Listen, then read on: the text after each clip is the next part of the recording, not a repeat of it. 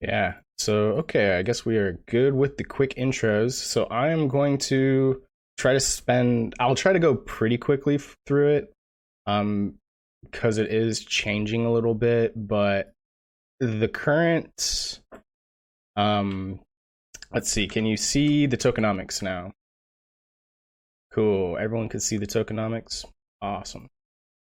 All right, so we'll try to run through this, like 10 to 15 minutes. And I'll just explain a little bit about the project, how the distributions are working, and why I'm kind of doing it this way. This is BirdBot. We're a Web3 wildlife monitoring company. We're going to be the first Web3 wildlife monitoring company in the world, which is going to be really cool. Here's our social media links if you didn't know about that. And you guys can find the tokenomics if you guys haven't checked out the tokenomics right there.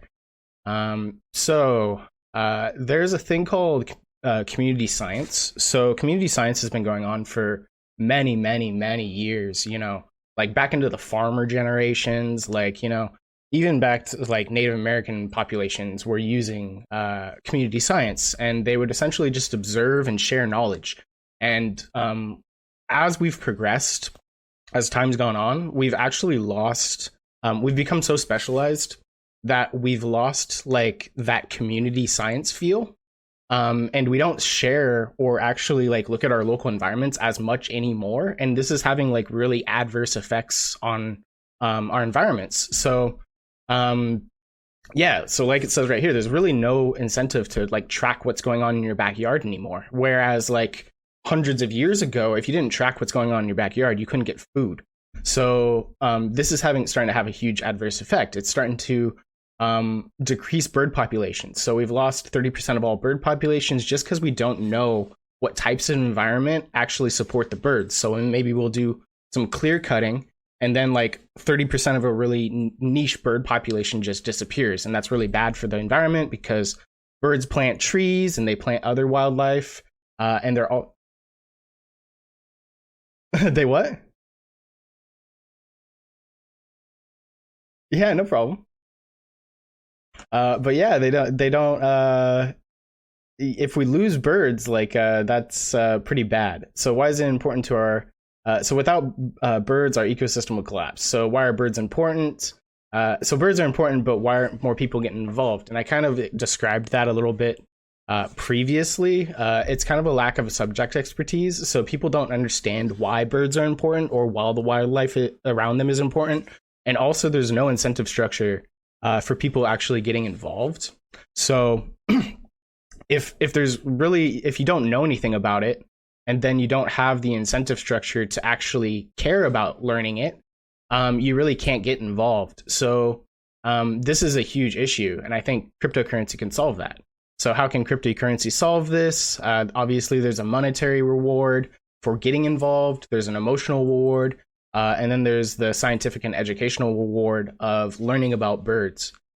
So this is a very, very good solution. And I've shown this to a lot of researchers, and they totally agree that community science and science in general, like open source based science, has kind of a problem because there's usually no monetary incentive. And it's very, very hard to get people involved in a community science-based project if there is no monetary incentive. So blockchain really, really solves that solution by pinning all of these four characteristics together. So how does it work? BirdBot's pretty simple. I mean, the backend's not simple, but how it's going to be set up is pretty simple. So what you're going to do is you're going to go to our website, you're going to download the software, you're going to plug in a camera, and then you're going to just set it up to capture birds. And then every single time that a bird appears, it needs to be properly identified for at least 1 second, and then it'll be logged to our database. And then when that species is logged to our database, after 24 hours, you'll be paid in birds tokens. So essentially, this is like a self-sustaining video capture, wildlife capture system that just automatically detects bird species and then pays you out in tokens for collecting data on the birds. Here's an example setup. You got my camera, you got a little microphone. You don't necessarily need the microphone. You can use your camera, but got the camera, it's connected to my computer, and it's doing things on the balcony, which is kind of cool.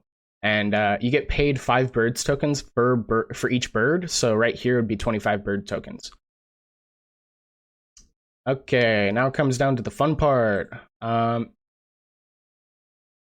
Yeah, 5 per bird. Yeah.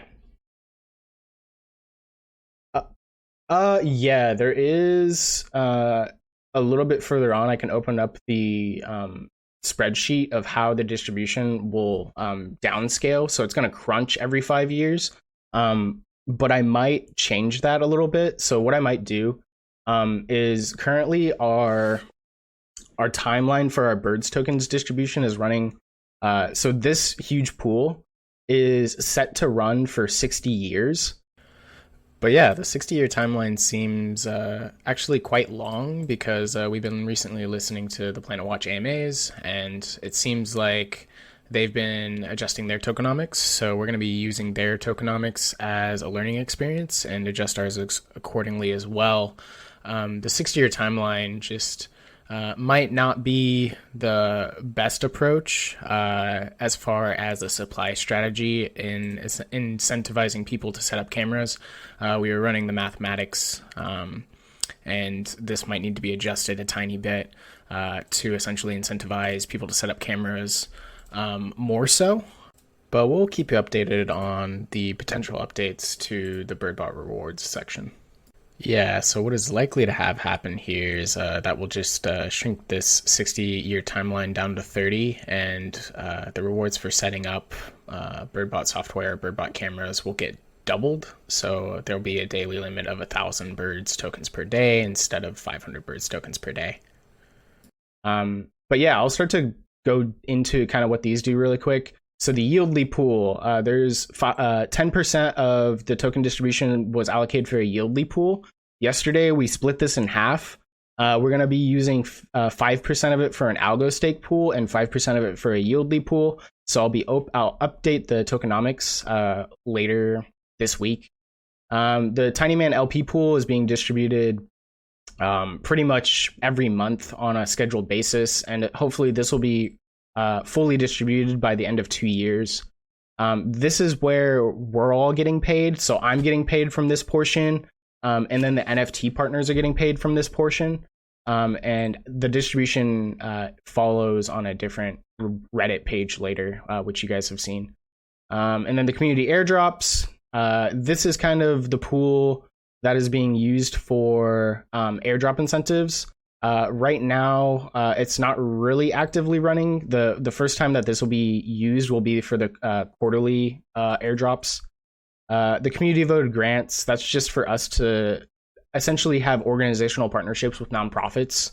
Essentially, we'll just propose a grant to the community with a nonprofit organization we want to work with, and then you guys can vote on it, yay or nay. And if you guys vote yes, then we get to, pay them birds tokens, and then we get to work with them on a project, and then we get to document it and then show it to the community, which is kind of cool. And then this is currently, if you guys have seen in the Discord, this is what's going on right now. So there's I wouldn't say a large chunk. There's a small chunk of tokens allocated for community-based jobs. So like social media promotions, moderation people, bounty hunters, bug teams, anything like that could be in a community job. So we allocated a little portion for that. And here's kind of going into the yearly distribution. There's supposed to be a link right here, I think. Oh, okay, here. So here you go, Nadeem. This is where a little bit of the mathematics comes in, right? So like I was saying, it's like scheduled for 60 years. And then there's like a daily reward crunch. So every 5 years, essentially it would crunch by 50%. And then I have an estimated user count, which has a formula. It doesn't really matter, but yeah, essentially like by the end of 60 years, right, you're paying like a quarter of a birds token, which is not a lot, but 60 years from now, maybe birds token's actually worth something. I don't know. But yeah, essentially this is the mathematics that go into this, reward timeline that makes sure that we don't run out of birds tokens anytime soon. And then here's kind of the breakdown of this. So this is the breakdown of the reward pool. So essentially the daily rewards, you get 50 birds per user a day, and then we think we're gonna have like around 5,000 users in the first year. Planet Watch is hitting around that. They have, I think they're on their like second year officially, and they're hitting around 30,000 tier 1 sensors, which is like way above their mark. So we might need to restructure this a little bit, but only time will tell. And then this is the Tiny Man LP distribution. So we launched with 1,000 algo tokens, and then we essentially tried. Long story short, we did reach this. We reached our launch value. So we have 1,000 algo tokens in the pool, and then we had 500 million birds tokens in the pool. And it's now doing whatever it's doing. And essentially, we're going to be adding 500 algo every month on the first of each month, and that'll equate to about that many birds. And then, and then here's some ways that you can get community airdrops. Essentially, social media posts, sharing and promoting. We're doing a sharing and promoting community event right now. Maybe in the future, if people hold your NFTs in the future, maybe they can get some airdrops, stuff like that. Community grants, I kind of already went into that, but essentially we'll vote on a grant, and essentially we'll award them 20 million birds, and at whatever present value, if we choose to convert that to money, it'll be converted to money. And then we'll be able to use this money to essentially do a project with them. Some of them want to set up, cameras in the desert, or, they want to set up an eagle cam, or maybe they'll set up like a hawk cam by the river. So essentially that's like what this money will be used for. It'll be used for like making solar, buying solar panels and like connecting that to like a battery supply. Because in these remote areas, it's very, very hard to get cameras out there. So it can be costly. So essentially this will be helping doing that. Yep. Yeah, it'll be for the camera. Oh, so like to purchase a camera, okay. I've never really thought of that, but let's see. Yeah, we can put it in the community airdrops. I don't see why not. So like, let's say we launched the Kickstarter, and I think that's a good idea, because every camera should come with BirdBot tokens anyways. So I think if you buy the camera on Kickstarter, we will be airdropping you birds tokens. That's a good idea.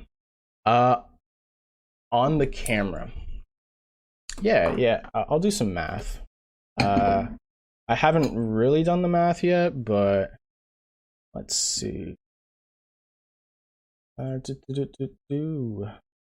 because I do want it to be profitable.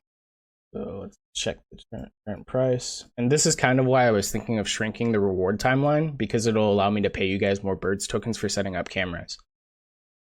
Let's say if you did buy a camera, it would be around $350. We're going to be airdropping tokens with that. So I don't know how much we're going to be airdropping, but like, I don't know, maybe 50,000 tokens or something. But I just did the math. So what I'm going to be, I already thought about shrinking the reward timeline. So I want to shrink it in half. So I want to change it to 30 years, which means that every day people get paid 1,000 tokens. So essentially, if you take the current price, can you guys see the calculator? I don't know.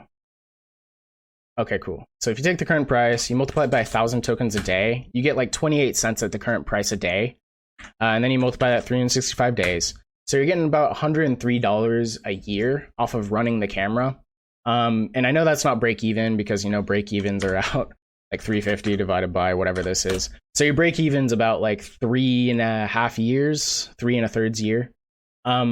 But that's at current evaluation. Like let's say that BirdBot, by the time that we launch the Kickstarter, and like let's say the Kickstarter goes pretty well, let's just say we're like 3 times the price, right? Like we're just 3 times where we are right now, multiplied by 1,000, and then we do by 365.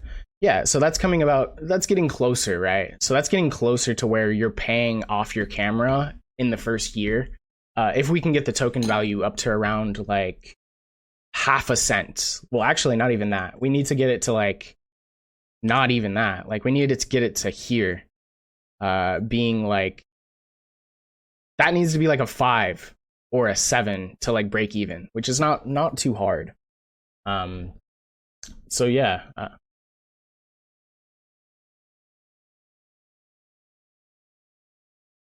Yeah, I think so too. I think it'll be possible to where the camera breaks even in the first year if we do the promotion and marketing right. So I'm not too worried about it. I think it'll be.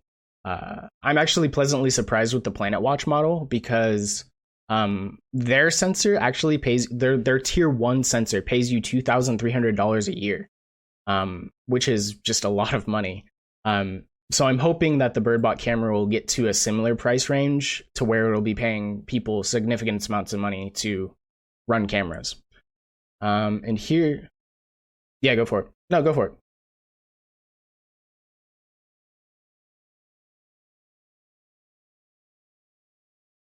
Redistributing it.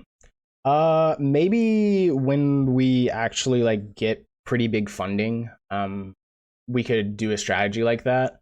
Um, yeah, token supply burning is a good idea. I haven't really thought of an actual burn strategy yet. I'll have to look at other cryptocurrencies like Terra Luna. I think they do a lot of burning, and that is really successful for their company. But like I said, I haven't checked out burning yet.